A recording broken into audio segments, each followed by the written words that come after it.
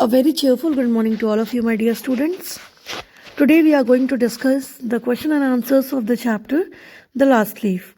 I hope you have understood the chapter better. All the videos of the chapter are clear. तो हम लोग चलते हैं question answers को देखते हैं.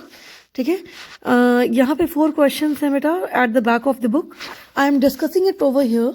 ठीक है, मैं जो भी इसे पॉइंट्स लिखने हैं मैं डिस्कस कर ले रही हूँ. आप इसको अपने वर्ड्स में अपनी कॉपी में लिखेंगे. And if you have any problem, please ask me, or please, if you have done your questions from the previous of the chapters also, please show me कि आपने questions कैसे किए हैं. Okay, जिसने भी कर लिया हो, जो भी अपनी कॉपी में कंप्लीट कर चुका हो, प्लीज़ शो मी कि आपने क्वेश्चन सही किए हैं या नहीं. ओके, तो प्लीज़ इसमें बेटा अब हम लोग यहाँ पे 4 क्वेश्चन है, इसको हम लोग देख लेते हैं. हम बाकी क्वेश्चंस में आपको फ़ोटो के फॉर्म में, पिक के फॉर्म में मैं आपको ग्रुप पे ट्रांसफ़र कर दूँगी. ओके, सो ये क्वेश्चन बेटा, the first question goes as what is Johnsy's illness, what can cure her, the medicine और द विलिंगनेस टू लिव. अब ऐसे तो क्वेश्चन बहुत सिंपल है बेटा. जॉन्सीज इलनेस क्या है? Johnsy was suffering from pneumonia, she was ill because of pneumonia. And what can cure her? The medicine or the willingness to live? Obviously, the willingness to live can cure her because medicine was not working over her. ठीक है, तो ये बहुत ही short सा answer है, but आप इसको प्लीज़ थोड़ा एलैबोरेट करके लिखिएगा कि Johnsy was mentally ill, she was suffering from pneumonia physically, but mentally she was ill. She was comparing her life with the leaves of the creeper, and she was considering that when the leaves of the creeper will fall, she will die. So she was almost a depressed girl from some problem or of her life, and then she was comparing like this. ठीक है, तो ये चीज़ आप लिखेंगे. And आप ये भी explain करेंगे कि the doctor came and medicines were going on. Even the Sue was trying different things to cure her, but doctor said that only the willingness of the Johnsy to get well can cure her. Nothing else would work if she herself is not willing to live. तो doctor ने ऐसा कहा था, तो इसलिए आपका answer ऐसा हो जाएगा. ठीक है, तो थोड़ा सा एलाबरेट करके अपने वर्ड्स में आप लिखेंगे. हालांकि इसका आंसर बिल्कुल सिंपल पॉइंट्स में है, लेकिन फिर भी it depends on the marks. ठीक है, ये 1 मार्क का क्वेश्चन मेरे ख्याल से नहीं आता है. ऐसा अगर क्वेश्चन आएगा तो आपको हमेशा 4 या 3 मार्क्स में ही आएगा, and then you have to elaborate it बेटा. ठीक है, moving on to the second question. Do you think the feeling of depression Johnsy has is common among teenagers? आपको क्या लगता है कि टीनेजर्स के अंदर, जो जॉन्सी के अंदर एक डिप्रेशन वाली फीलिंग आ गई थी, तो टीनेजर्स के अंदर ये फीलिंग कॉमन होती है या नहीं? आपको क्या लगता है? ओके, तो अब देखिए ये क्वेश्चन का मीन्स है बेटा, क्वेश्चन आपसे पूछा ही है do you think. It's all about your thinking. It doesn't matter कि आप क्या सोच रहे हैं, सही सोच रहे हैं, गलत सोच रहे हैं. आप ये भी लिख सकते हैं कि येस आई थिंक. ठीक है, आप ये भी लिख सकते हैं, बट आप ये भी लिख सकते हैं कि नो आई डोंट थिंक कि टीनेजर्स के अंदर एक कॉमन डिप्रेशन की फीलिंग नहीं होती है. But in the according to the chapter, if I would say, वैसे तो आप इसमें बेटा जो भी आंसर लिखेंगे, मैं अगेन कह रही हूँ कि it will never be wrong, क्योंकि ये overall it depends on your thinking. ठीक है, यहाँ पे टोटली आपकी थिंकिंग पूछी गई है, इसमें कुछ भी ऐसा नहीं कहा गया कि आपको यही लिखना है. तो यहाँ पे आप जो भी लिखेंगे वो सही ही होगा. लेकिन मुझे जैसे कि कोई आंसर बताना है, तो मैं बता रही हूँ कि yes the teenagers have this depression feeling common in them because they are going through several mental traumas. Okay, several hormonal changes, mental changes, and आप कह सकते हैं कि they come across several people in their society. उनके साथ नए नए friends बनते हैं, उनके साथ साथ उनका एज जो डिफरेंस हो रहा होता है, एज चेंज हो रहा होता है. तो ये टीनेज का जो एज ही होता है, इसमें आपके इमोशनल चेंजेस बहुत ज़्यादा होते हैं, एंड मेंटल डिस्टर्बेंस होना बहुत अच्छा ज़्यादा पॉसिबल है. If anything is not according to you, आपके हिसाब से खाना नहीं बना है, आप गुस्सा हो जाते हो. आपके हिसाब से कोई दूसरा काम नहीं कर रहा है, तो आप गुस्सा हो जाते हो. हमेशा ही कहीं ना कहीं मेंटली फाइट एक चलती रहती है टीनेजर्स की. ठीक है, हर टीनेजर बच्चा, आप कह सकते हैं टीनेजर ही क्यों, एक मतलब कि अगर मैं कहूँ कि अबव 5 to 6 years, ठीक है, एंड टिल अडल्ट एज, मैं टीनेजर्स की नहीं बात कर रही हूँ, सिर्फ अडल्ट एज तक भी वो एक मेंटल फाइट चलती रहती है अपने अंदर, because you have that courage of doing everything. आपके अंदर करेज होता है कि आप सब कुछ करोगे, but if anything is not according to you, then you get hyper. आप कहीं ना कहीं हाइपर हो जाते हो. तो ये, और जब आप देखते हो कि सिचुएशन सब कुछ आपके अगेंस्ट है, देन आप कहीं ना कहीं अपने आप को वो एक आपके अंदर कुछ नहीं कर पाने वाली जो फीलिंग होती है, तो वही डिप्रेशन के फॉर्म में कन्वर्ट हो जाती है.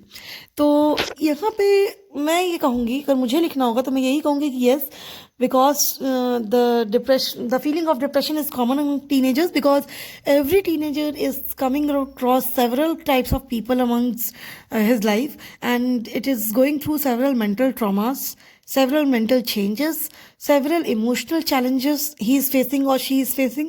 So it's very common among teenagers, because after teenager in the adult age, if I say, तो मैक्सिमम लोगों को अडल्ट एज में ये बात समझ में आ जाती है कि what is important and what is not. But at a teenager point हमें सब कुछ बहुत इंपॉर्टेंट लगता है. Even a small point of friendship is very important to us. तो यहाँ पे ये थोड़ा सा प्रॉब्लमैटिक होता है, इसलिए ये प्रॉब्लम टीनेजर्स के अंदर कॉमन होती है. मैं फिर ये नहीं कह रही हूँ कि हर सभी टीनेजर्स के अंदर होती है, बट मैक्सिमम के अंदर होती है. ठीक है, तो in this way you can write. Otherwise if you have your own opinion, you are most welcome to write that also. Okay, beta. Now coming to the third question, beta. Berriman has a dream. What is it? Does it come true? Now, Berriman की एक dream थी. क्या dream थी? Berriman wanted to make a masterpiece, but it was not completed till now. ठीक है? उसकी dream जो है बेटा, वो till now it has not been completed, and it was a dream to make a masterpiece. What is it? अब आपने पहले ही आंसर दे दिया कि yes, Behrman has a dream. तो what is it? It was to make a masterpiece. Does it come true? क्या वो सही हुई, सच हुई? तो obviously it came true, because at the end of his life he made such a drawing that could save other peoples life, other person's life. Any drawing that can save any other people life, or that can act as a lifesaver for anyone, is obviously a masterpiece. That is not a question. ठीक है, ये कोई question नहीं है.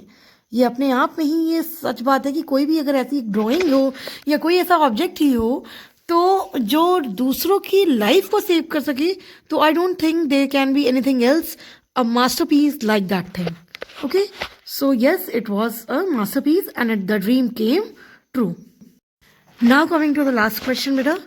What is Berriman's masterpiece? What makes you say so? Beta, as during the chapter also, I've told you that no drawing is, named as a masterpiece. कोई drawing by name masterpiece होती नहीं कि ये मैं masterpiece बनाने जा रहा हूँ.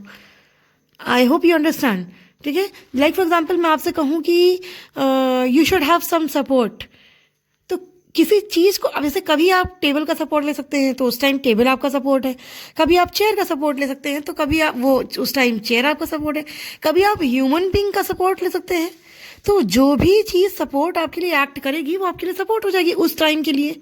ठीक है, तो वैसे ही जो भी एक एक एक्स्ट्रा ऑर्डिनरी वर्क कोई ड्राइंग अगर कर दी, एक एक्स्ट्रा ऑर्डिनरी अगर कुछ काम हो गया उस ड्राइंग से, तो वो ड्राइंग मास्टरपीस होती है. ठीक है, मास्टरपीस किसी ड्राइंग का नाम नहीं होता कि मैं बोल दूं कि बेटा आज मैं मास्टरपीस बनाने जा रही हूँ तो वो मास्टरपीस बन जाएगी. ऐसा कुछ नहीं है. कोई सिंपल सी भी ड्राइंग में भी शायद एक लाइन ही हो और वो कुछ ऐसा काम कर दे, वो ड्राइंग से कुछ ऐसा काम हो जाए जो इतनी इंटेंसिव गुड ड्राइंग से ना हो पा रहा हो, या कुछ एक्स्ट्रा ऑर्डिनरी काम हो जाए, तो मैं उसी ड्राइंग को मैं बोल दूंगी ये मास्टरपीस है, जो कुछ अलग सा काम करवा दे आपका. ओके, या जिससे आपकी कुछ अलग से ड्रीम पूरी हो जाए तो आप उसको कहेंगे मास्टरपीस. ओके, और सिर्फ ड्राइंग ही मास्टरपीस नहीं होती है, सिंगिंग भी मास्टरपीस होती है, डांस भी मास्टरपीस होता है, आर्ट भी कुछ भी मास्टरपीस अपने में हो सकता है.